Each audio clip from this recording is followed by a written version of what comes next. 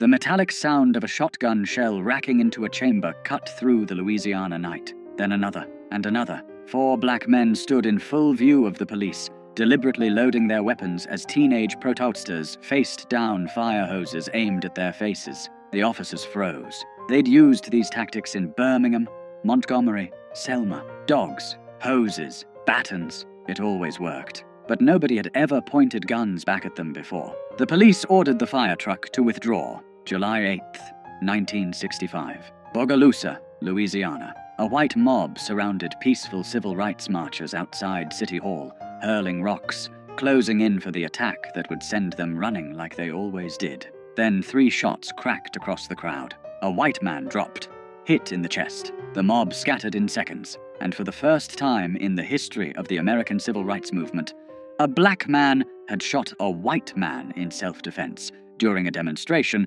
and lived to tell about it. His name was Henry Austin.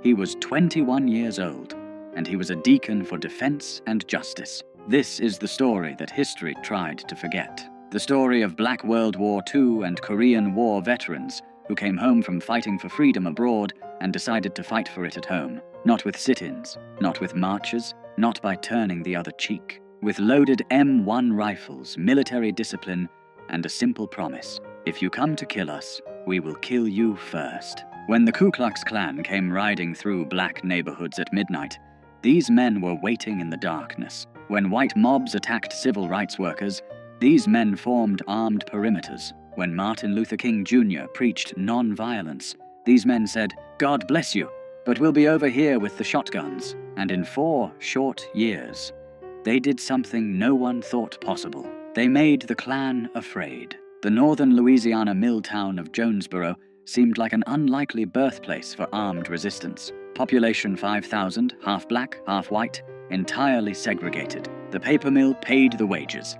Jim Crow wrote the rules, and by 1964, those rules were being challenged by the Congress of Racial Equality, known as CORE. CORE had established a freedom house in Jonesboro that spring, bringing in young activists, many of them white, to help register black voters. Their presence enraged white Jonesboro. To the local Klan, these outside agitators represented everything they feared about the changing South. So in July 1964, the Klan decided to make an example of them. 5 black churches burned. The Masonic Hall burned. A Baptist center burned. All in the space of a few weeks. The Freedom House itself came under repeated attack. Shots fired through windows at night. Rocks through windshields during the day. The pattern was familiar throughout the South. Terror without consequence. Violence without arrest. But Jonesboro had something most rural southern towns didn't have. It had a significant population of black men who'd fought in World War II and Korea.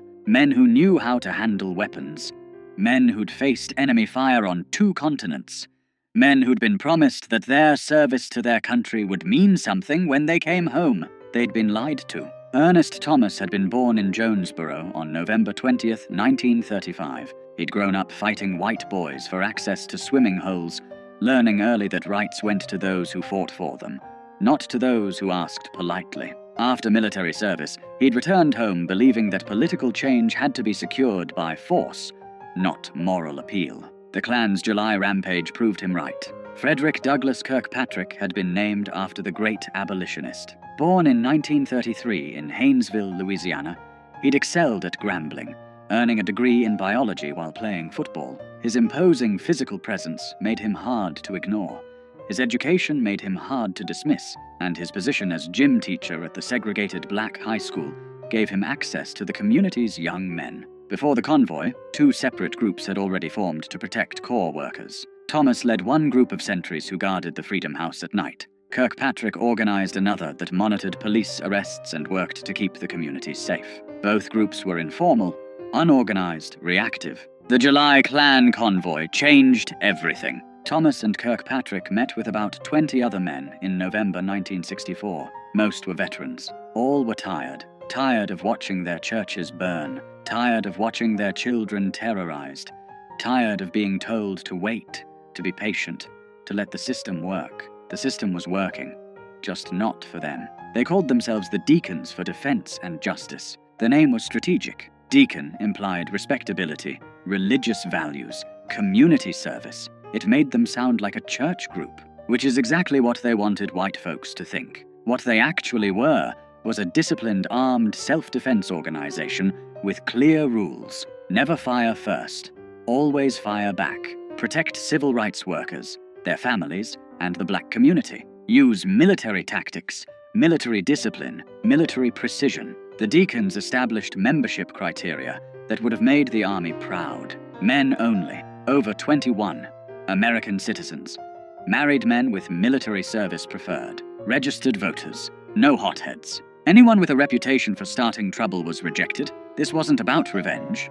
It was about protection. They organized CB radio networks and walkie-talkies for communication. They ran nighttime patrols through black neighborhoods in cars. They stationed armed guards outside the Freedom House, and they made sure everyone, black and white, knew they were there. In early 1965, black students in Jonesboro picketed the local high school, demanding integration. Hostile police arrived with fire trucks, preparing to turn hoses on the teenagers. It was Bull Connor's playbook, proven effective in Birmingham. Then a car pulled up carrying 4 deacons. In full view of the police, these men calmly loaded their shotguns. The metallic sound of shells racking into chambers carried across the street. The police looked at the shotguns. They looked at the men holding them, men who clearly knew how to use them, and they ordered the fire truck to withdraw. It was the first time in the 20th century that an armed black organization had successfully used weapons to defend a lawful protest against an attack by law enforcement. The students continued their protest, unmolested. Word spread about the men with guns, about the Klan backing down, about a new kind of resistance. Then corps workers in Jonesboro shared something remarkable. After the successful library integration, the Ku Klux Klan burned crosses in response, as they always did.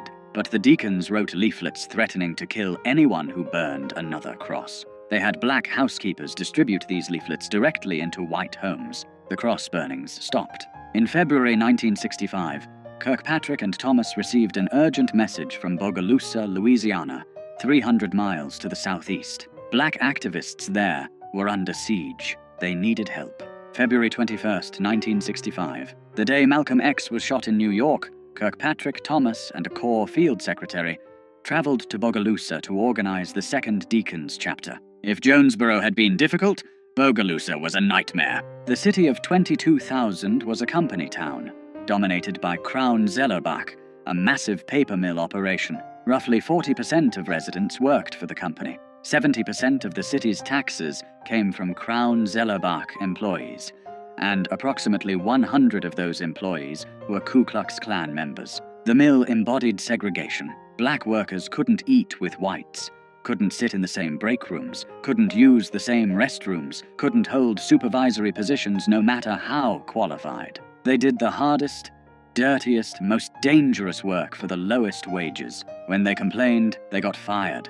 When they organized, they got killed. In early 1965, Washington Parish hired its first black deputy sheriffs. Within weeks, both were targeted. One was Ambas, innated. The other barely survived an attack in the small town of Varnado, just north of Bogalusa. The killers were never apprehended. The message was clear. Black people in positions of authority would be removed by any means necessary. Into this environment stepped 3 men who would lead the Bogalusa Deacons: Robert Hicks, A.Z. Young, and Charles Sims. All worked at Crown Zellerbach. All had reached their breaking point. Charles Sims became the face of the Bogalusa Deacons. A World War II veteran, he was described by journalists as grizzled, intimidating, with beady eyes and a gap where 2 teeth should be. Jet magazine called him the man most feared by whites in Louisiana. When reporters asked if he'd ever been arrested for battery, Sims estimated about 20 times. When they asked, battery with what?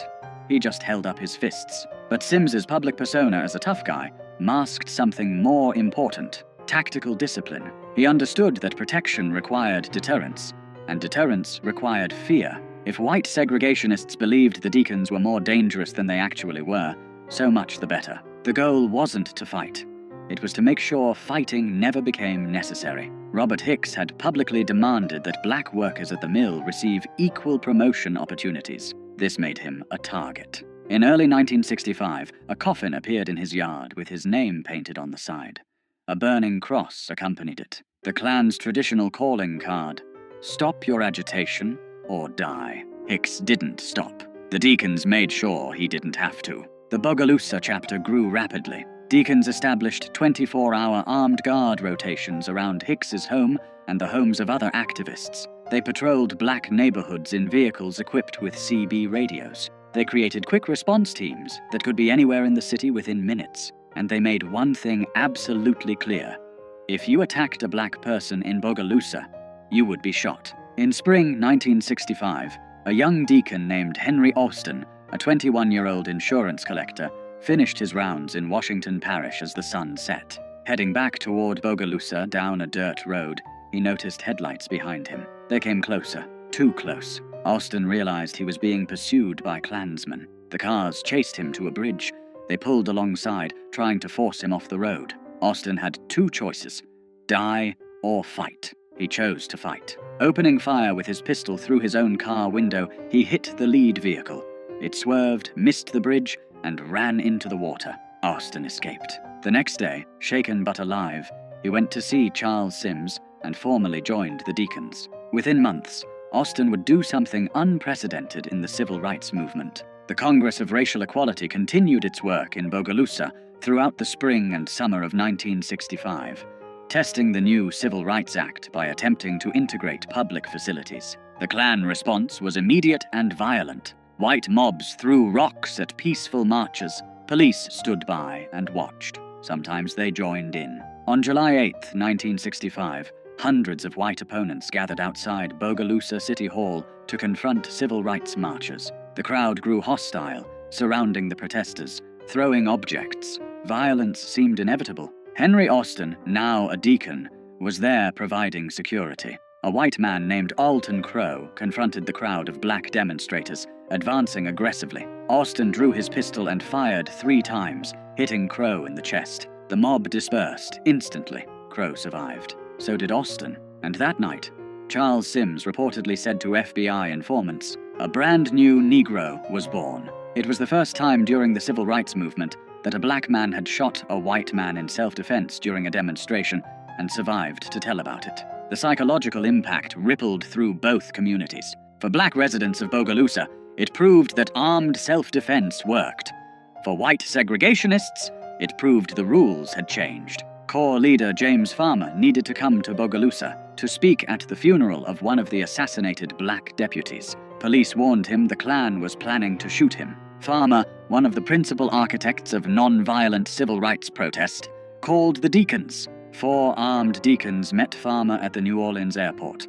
They drove him 65 miles to Bogalusa in a convoy, weapons visible, radios coordinating. They provided security at the funeral, where approximately 50 deacons attended. No one was attacked. Farmer survived, and afterward, he told the press something that shocked civil rights leaders across the country. Corps is non-violent, but we have no right to tell black people in Bogalusa or anywhere else that they do not have the right to defend their homes. Even Martin Luther King Jr.'s Southern Christian Leadership Conference employed armed guards, though they rarely discussed it publicly. King himself, during the early days of the Montgomery bus boycott, had kept guns in his home. The difference was visibility. The deacons didn't hide their weapons. They displayed them openly, deliberately, strategically. On a July night in 1965, a cavalcade of 25 Klan cars drove through a black neighborhood in Bogalusa, hurling insults, randomly firing into houses.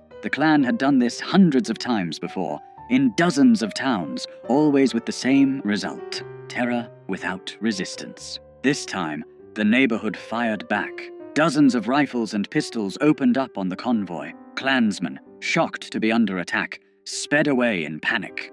Some vehicles running into ditches in their haste to escape. They never came back. One deacon leader remembered, they finally found out that we really are men, and that we would do what we said, and we meant what we said. The escalating violence forced the federal government's hand. The Department of Justice, which had been reluctant to challenge local police departments that collaborated with the Klan, finally acted. In July 1965, using Reconstruction-era laws, federal authorities ordered local police to protect civil rights workers. FBI agents flooded the region.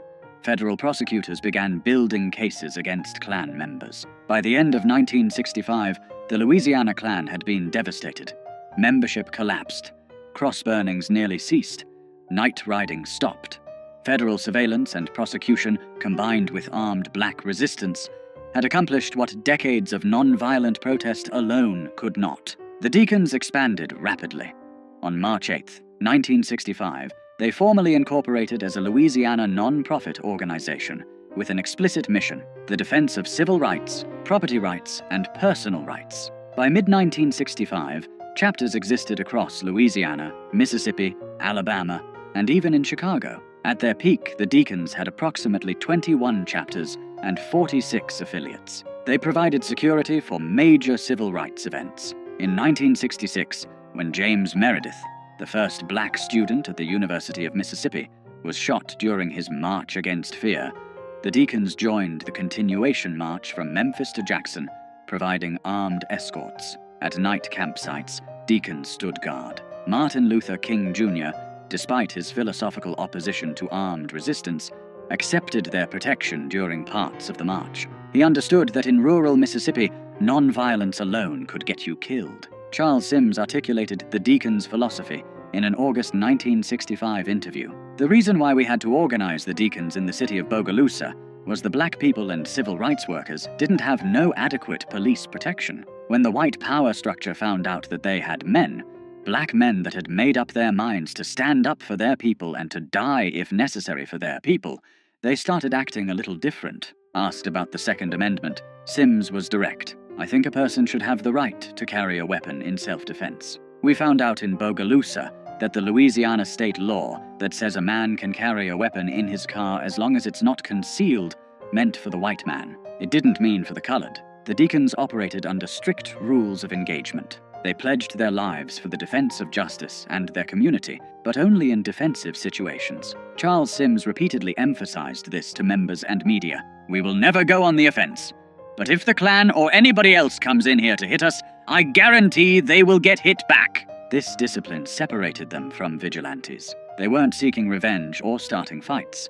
They were establishing boundaries and enforcing them. The fact that those boundaries were backed by men with combat experience and loaded weapons made them real in a way that court orders and federal laws were not. The Federal Bureau of Investigation took notice. By mid-1965, the FBI had opened an investigation into the Deacons, classifying them as a potential black extremist organization. Bureau Director J. Edgar Hoover ordered intensive surveillance, fearing the group would spark a race war. FBI agents infiltrated chapters, recruited informants, tracked weapons purchases, and monitored communications. They documented everything: membership lists, training procedures, weapon types, patrol routes. The investigation files would eventually total over 600 pages. But the FBI found something unexpected. The Deacons' presence actually reduced violence. Areas with active Deacons chapters saw fewer Klan attacks, fewer shootings,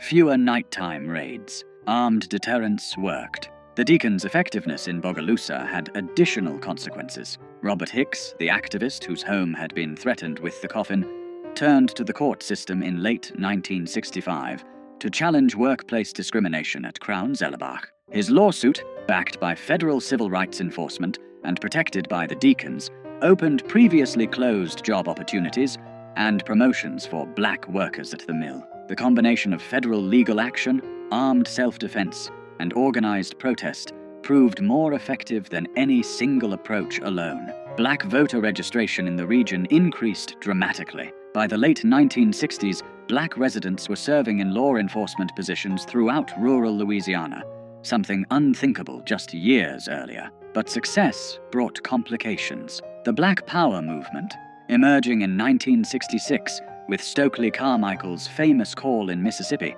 attracted national attention. The Black Panther Party, founded that same year in Oakland, California, adopted some of the Deacons' tactics but added revolutionary rhetoric that the Deacons had always avoided. Charles Sims rejected black power as a concept. "I don't want to live under black power," he said. "I don't want to live under white power. I want equal power, and that's what I push." He dismissed Carmichael as a show-off. "I don't see nothing they were doing to even be talking about no black power," Sims said. "The black power, we had it. In them 30 rounds of ammunition on a man's shoulder, we had the black power. The deacons were apolitical except for civil rights and self-defense. They rejected attempts by black nationalists and white communists to recruit them to broader ideological causes. They were working men, veterans, family men. They weren't revolutionaries. They just wanted to protect their community and enforce their constitutional rights. As federal civil rights enforcement improved, and the Voting Rights Act of 1965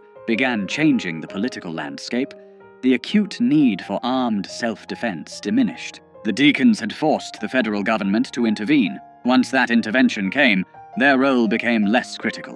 By 1968, deacons' activity had declined significantly. The Black Panther Party, with its more militant rhetoric and urban focus, captured media attention and overshadowed the rural, working-class, defensive approach of the deacons. The FBI, concerned about urban riots and revolutionary movements, shifted its surveillance away from the deacons toward these newer organizations. The deacons never completely disbanded, but they faded from public view. Their story was largely forgotten, overshadowed by the more visible narrative of non-violent resistance led by Martin Luther King Jr. History books mentioned them briefly, if at all. The civil rights movement, as taught in schools, emphasized peaceful protests and moral suasion, not armed veterans establishing defensive perimeters. Frederick Douglass Kirkpatrick moved to New York, became a minister, and dedicated himself to teaching black history through music. He recorded several albums with Smithsonian Folkways, including songs honoring civil rights leaders and the deacons themselves. He died in 1986. Charles Sims remained in Bogalusa, continuing to advocate for equal rights through legal means. Robert Hicks stayed active in the community until his death in 2010. His home was listed on the National Register of Historic Places in 2015, recognized as the birthplace of the Bogalusa Deacons Chapter. Plans for a civil rights museum at the site continue. Ernest Thomas's later life remains less documented, but his role as co-founder ensured his place in the hidden history of armed resistance during the civil rights movement. In 2003, Showtime produced a television movie, Deacons for Defense, directed by Bill Duke and starring Forrest Whitaker and Ossie Davis. It brought the story to a new generation, though like all dramatizations, it simplified complex events. The Deacons' legacy raises uncomfortable questions about the civil rights movement's dominant narrative. For decades, the movement has been presented as a story of non-violent moral triumph over violent oppression. Martin Luther King Jr.'s philosophy of redemptive suffering through non-violence is taught as the strategy that won, but the deacons tell a different story. They suggest that non-violent protest succeeded in part because it was backed by the implicit threat of armed resistance. They demonstrate that federal intervention often came not from moral appeals alone, but from the specter of armed conflict that the government wanted to prevent. They prove that working-class black veterans, not just college-educated leaders, played crucial roles in securing civil rights. Most significantly, they show that black people throughout the South had always defended themselves when possible, had always fought back when necessary. The deacons didn't invent armed resistance. They organized it, publicized it, and made it a visible part of the civil rights struggle. Lance Hill, a historian who wrote the definitive book on the deacons, noted something remarkable. The deacons' local campaigns frequently resulted in substantial victories that self-sustaining organizations, producing real power that survived after national civil rights groups departed. In Jonesboro, the deacons compelled Louisiana Governor John McKeithen to intervene in the city's civil rights crisis, the first time a Deep South governor capitulated to the civil rights movement. In Bogalusa, they forced federal intervention that broke the Klan's power. These weren't symbolic victories. They were concrete changes in power relations, enforced not by moral suasion, but by armed men who'd decided they would no longer be victims. The standard narrative of the civil rights movement emphasizes that violence was the tool of oppressors, that meeting violence with violence was morally wrong and tactically foolish. The deacons complicate that narrative. They met violence with the credible threat of violence. And it worked. This doesn't diminish the importance of non-violent protest. Sit-ins, freedom rides, marches.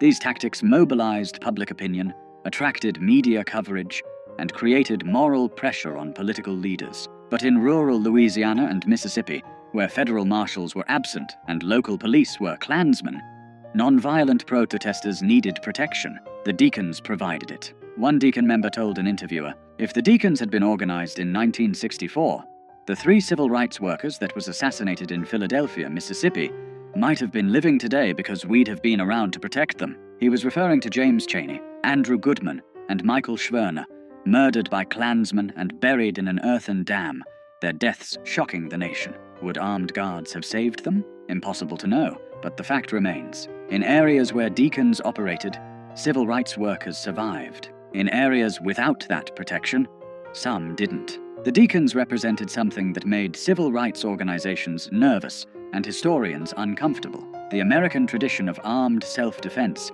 applied to black people. The Second Amendment, that constitutional right white Americans had always claimed, exercised by black veterans who'd earned it in combat. When Charles Sims said, "Let's back up the Constitution of the United States and say we can bear arms," he was claiming a right that had been systematically denied to black Americans since slavery. Armed black people threatened the entire structure of white supremacy, which depended on the threat of violence going only one direction. The Deacons reversed that equation. They made violence bidirectional. They made the Klan afraid. And that fear, combined with federal action and non-violent protest, helped break Jim Crow's back in Louisiana. On July 8, 1965, when Henry Austin fired those 3 shots into Alton Crow's chest, he didn't just save himself and the protesters around him. He fired a shot heard across the South. The message, "Black people will defend themselves. The cost of racial terrorism has gone up.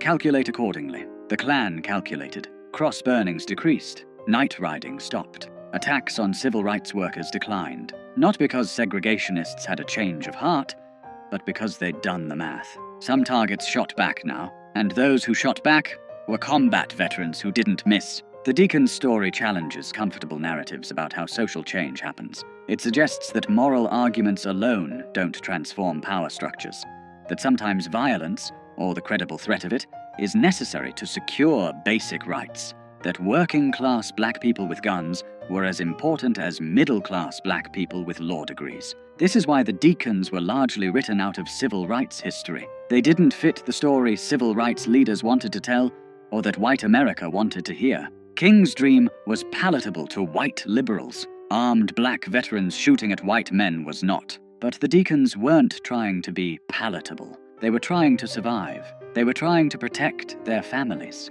their neighbors, their communities. They were using skills learned in the service of their country to defend rights supposedly guaranteed by that country's constitution. Frederick Douglass Kirkpatrick, Charles Sims, Ernest Thomas, Robert Hicks, Henry Austin, and the hundreds of men who joined them weren't heroes in the traditional civil rights narrative. They were heroes in a different kind of story. A story about men who came home from war expecting to be treated as citizens, and finding that expectation betrayed, used their military training to demand what had been promised. They didn't defeat the Klan through moral superiority.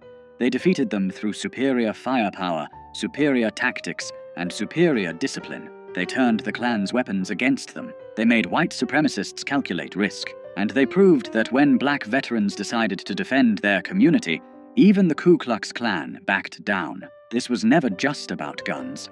It was about dignity, about refusing to be victims, about saying to a system built on black subjugation, "We will not go quietly. We will not beg. We will not wait for your permission. We fought for this country. We are citizens, and we will defend ourselves." Charles Sims, grizzled and gap-toothed, standing in Bogalusa with a rifle across his lap, represented something white supremacy couldn't survive. A black man who refused to be afraid. Multiply that man by hundreds, arm them with military training and modern weapons, organize them with military discipline, and you have what the Deacons for Defense and Justice actually were. Not a revolutionary army, not black nationalists, just American veterans exercising their constitutional rights. When the shooting finally stopped, when the Klan retreated, when federal law enforcement finally arrived to do its job, the Deacons had accomplished something historians still struggle to fully acknowledge. They had protected their community through armed resistance, forced government intervention through the threat of escalating violence, and proved that sometimes the only effective response to terror is the credible promise of retaliation. In Jonesboro, Louisiana, in November 1964, when Ernest Thomas and Frederick Douglass Kirkpatrick called that first meeting of combat veterans, they weren't starting a revolution. They were finishing one. The revolution begun by black soldiers who fought in 2 world wars, came home to Jim Crow, and decided they'd fought their last war for other people's freedom. This time, they'd fight for their own. The Deacons for Defense and Justice existed for less than 4 years as an active organization. But in that time, they changed the calculation of racial violence in the Deep South. They proved that black communities could defend themselves. They forced the federal government to intervene. And they demonstrated that the Second Amendment applied to black veterans too, whether white supremacists liked it or not. When history remembers the civil rights movement, it remembers the marches, the sit-ins, the speeches, the songs. It should also remember the sound of shotguns racking rounds into chambers, the sight of combat veterans standing guard, and the moment the Ku Klux Klan realized that this time someone would shoot back.